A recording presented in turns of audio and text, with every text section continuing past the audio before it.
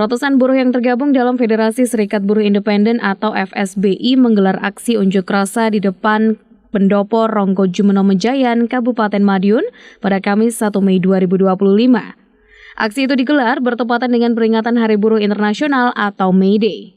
Tuntutan utama mereka adalah penghapusan kesenjangan upah antara Kabupaten Madiun dan kawasan industri di Ring 1 Jawa Timur.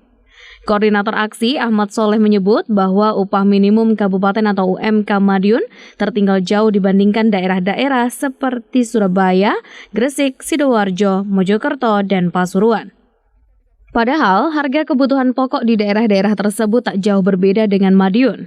Ia berharap momentum May Day dapat menjadi pintu masuk bagi pemerintah daerah untuk mengusulkan penghapusan disparitas upah kepada pemerintah provinsi. Tak hanya soal upah, FSBI juga menyoroti maraknya sistem kerja outsourcing di Kabupaten Madiun. Menurut Soleh, praktek alih daya yang tak terkendali menggerus kesejahteraan buruh.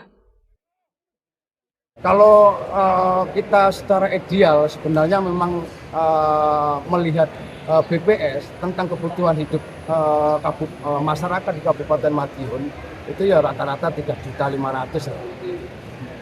Rata-rata ya sangat jauh lah terkait harga kebutuhan hidup kita di Ring 1 itu hampir sama di kabupaten. Harga telur, harga beras, harga sembako kita dalam menghidupi keluarga kita sama. Apa bedanya upah Kabupaten Madiun dengan Ring 1? Sedangkan terkait perbandingannya sangat-sangat cukuplah jauh dibandingkan di dalam Ring 1. Harapan kami dalam aspirasi pada peringatan 1 Mei ini, harapan kami pada Kabupaten Madiun ini bisa mendekati, setidaknya bisa mengusulkan tentang penghapusan disparitas di Kabupaten Madiun. Menanggapi tuntutan tersebut, Bupati Madiun Hari Wuryanto mengatakan bahwa penyesuaian upah harus mempertimbangkan karakteristik dan kemampuan daerah.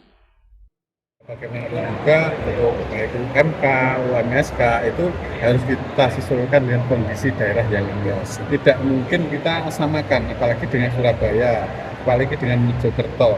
Jadi secara taraf hidupnya pun, kebutuhan hidup pun sudah beda.